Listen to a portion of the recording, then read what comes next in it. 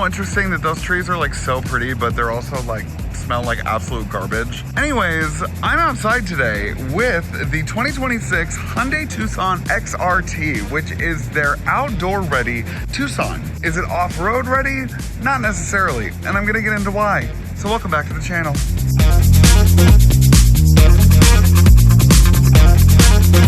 Welcome back to SparkPlug TV. My name is Chris and I do car reviews for literally everybody, not just car enthusiasts. And before I begin today's video, as always, y'all, please do me the biggest favor ever and like this video. Comment something down below about the Hyundai Tucson, subscribe to my channel, and hit that bell icon so that you get notified whenever I drop a new video, which is Sundays between 12 and 12:30 at this point.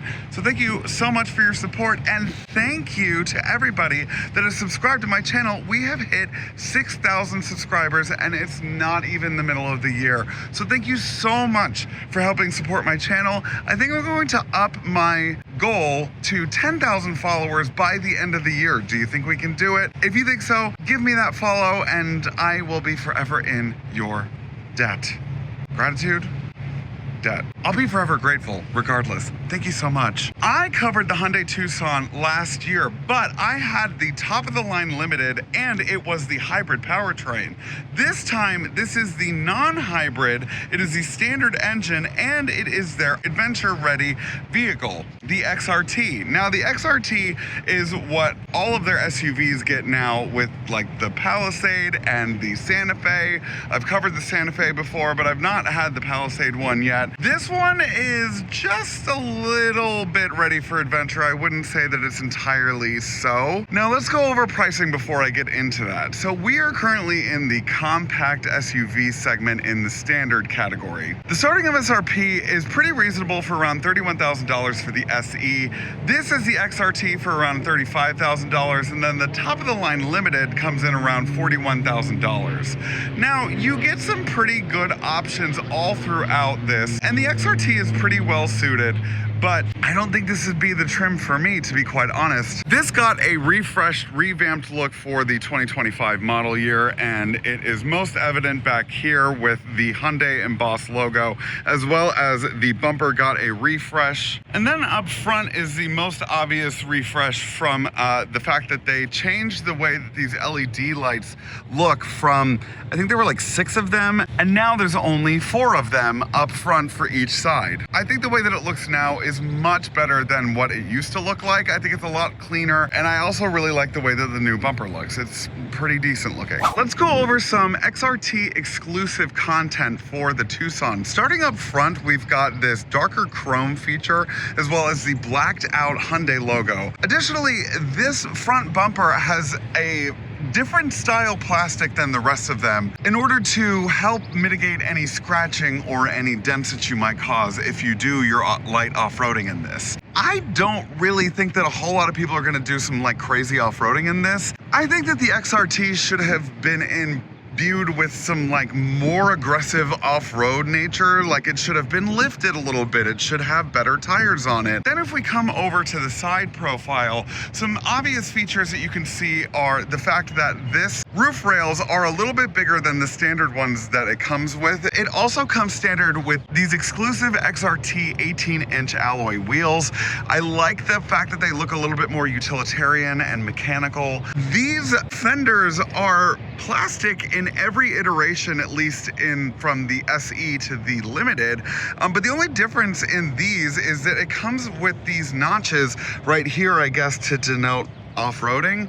I think they're a little bit wider. So back here, you've got your XRT badging to denote the fact that this is an XRT, if you can believe it. It also has the same style plastic motif back here that you can find up front. And these also come standard with a tow hitch. Now, towing capability for the Tucson isn't the best, and it's also not the worst. You can only tow about 2,000 pounds with your Tucson. The final XRT exclusive exterior features anyway are these blacked out features right here that go all the way up here, which they're typically chromed out in the other models, as well as these side view mirrors are blacked out as well.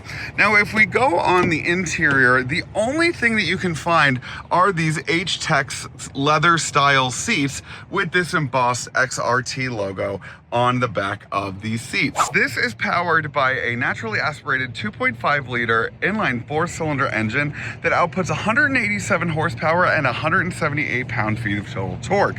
According to Car and Driver, it gets 0 to 60 in about 8.8 seconds, and they come standard with a front-wheel drive drivetrain, but the XRT comes standard with the all-wheel drive drivetrain. But if you want to add the all-wheel drive onto your other Tucsons, then it's going to cost, I think, around $1,200, which I think isn't terrible. It gets pretty decent gas mileage. With the all-wheel drive, you get 24 in the city and 30 miles per gallon on the highway. The only model that doesn't come with an automatic liftgate is the base model, the SE. Everything else after that does come with the automatic liftgate.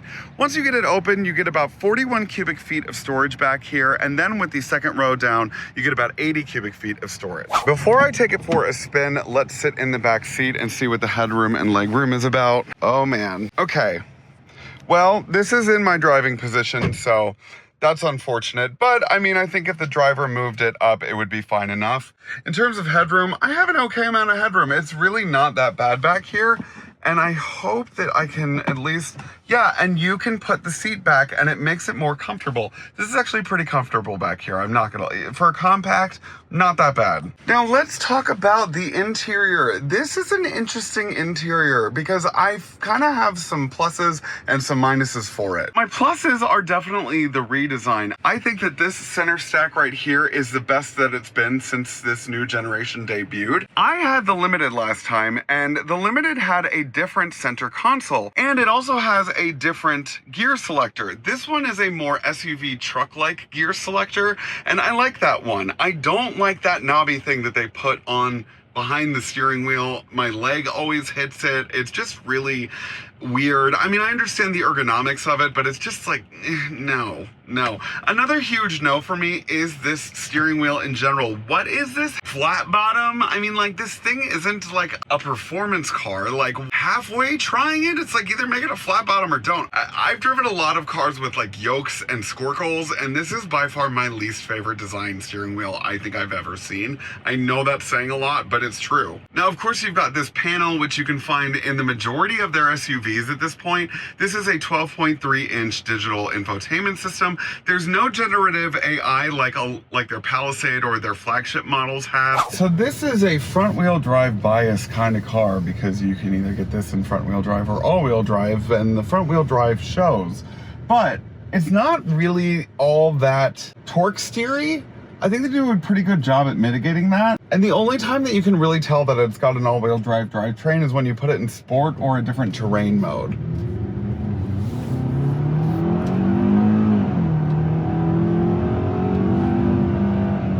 Is it the fastest thing ever made? Absolutely not. But you know, there's something to be said about a naturally aspirated engine.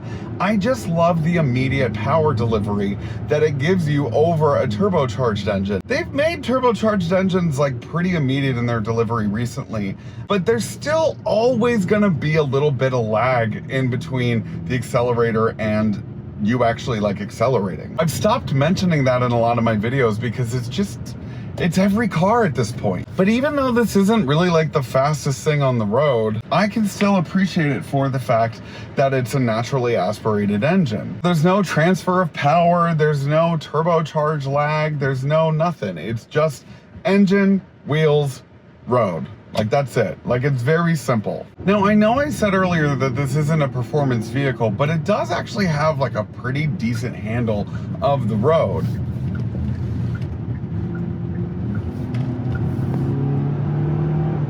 it's really not all that bad. It can handle decently enough. The other thing is the 8-speed automatic transmission is actually pretty good. The gears are taller in sport mode and they are just right in normal mode. There's not a whole lot of crazy shifting. I am surprised to hear that it has an 8-speed, but the fact that it doesn't have a CVT is like such a huge relief. I mean, this is a really good driving car, especially for a daily driver. I think the only thing that I maybe have a little bit of qualm with is the highway noise, and I got about 70 decibels on my decibel meter on my watch, and that was from the road noise that I think came from the tires. All right, well, that's all I've got for today's video. Please do me the biggest favor ever and like this video, comment something down below, subscribe to my channel, and hit that bell icon so that you get notified whenever I drop a new video. And thank you guys for 6,000 subscribers. That is a huge milestone for me, and I really, really appreciate each and every one of you. Let's get me to 10,000 subscribers by the end of the year. Why not? If I had to choose a trim level for this, if I were to like absolutely buy this, it would be the SEL Premium. I think that's because it just has enough of the features that I would want without the goofy adventure off-road kind of look that I keep saying off-road, it's just supposed to be a rugged, adventure-ready vehicle. If it's supposed to look like it's supposed to off-road, but it absolutely cannot off-road, it does extremely light off-roading, it kind of feels kind of fake. I don't know. It's not for me. I would go for the SEL Premium or the Limited. I would probably go for the Limited, if I'm being totally honest. It's nice. I mean, it's nice enough. Like, you've got nice features like heated seats and CarPlay, and the sound system's pretty decent. I like the design of the interior, and I like the refresh, but I just don't think that this trim is for me. And this is also a very heated segment. Like, compact SUVs are next to midsize, like the most competitive. And right now, what has everybody by the fucking balls is the Honda CR-V. It's just the truth. So it's kind of hard to beat that. Mazda has a pretty good stake in this segment too. It's just a very difficult segment to kind of break people's expectations of, you know? And I think that this is doing a good job because it is a great driving car. I don't know why they make this trim. I mean, I can understand it in the new Santa Fe, and I can kind of understand it in the Palisade because like everybody's doing it in their mid-size SUVs, but like maybe it's meant to go against the Forester, but the Forester is lifted at least by like an inch or two. So, no, not this one. It's a great driving car, but yeah, the Limited for sure. That's all I've got. Mwah. Have a good one. Love you. Bye-bye. Hey, Sparks. Thanks for watching today's video. Do you want more SparkPlug TV content? Then you can choose one of these 3 options. Right over here. The middle button is to subscribe to my channel, so please do that.